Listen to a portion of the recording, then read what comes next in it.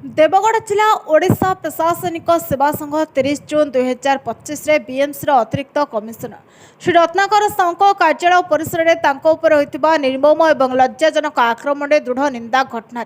आज जिलापाल कार्यालय को जाई जिलापाल श्री कविंद्र कुमार साहू एक स्मारक पत्र हस्तांतर करिसेंति। कार्यरत सरकारी कर्मचारी को कार्यालय में पशि अमानुषिक भाव आक्रमण करा अत्यंत निंदनीय घटना। यह विरोध कर संघ पक्ष एक प्रेस विवृत्ति आज समस्त ओएएस और ओआरएस अधिकारी माने सर्वसम्मति क्रमे गणछुट्टी रही प्रस्ताव रे पास कर पदक्षेप श्री साहू प्रति आमर एकता प्रकाश करने और सरकारी कर्मचारी बारंबार होता आक्रमण विरोध में आमर तीव्र असंतोष प्रकाश करने उद्दिष्ट। अपराधी मानक तुरंत गिरफ्त करा न्याय प्रदान करा राज्य सरकारी कर्मचारी सुरक्षा मर्यादा और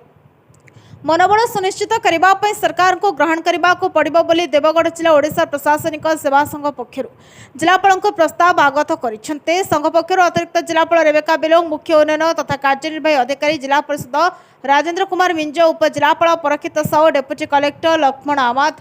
एलजिन बारा, सूर्यकांत बरिहा, सहकारी जिलापाल हेमंत सिंह, ईश्वर गुरु, तापस महंत, तहसीलदार कर्ण मल्लिक, गोष्ठी उन्नयन अधिकारी रियामल आदित्य कुमार पंडा, गोष्ठी उन्नयन अधिकारी तेलेबणी प्रियदर्शिनी मिर्धा, अन्य ओएएस और ओआरएस अधिकारी माने उपस्थित थे।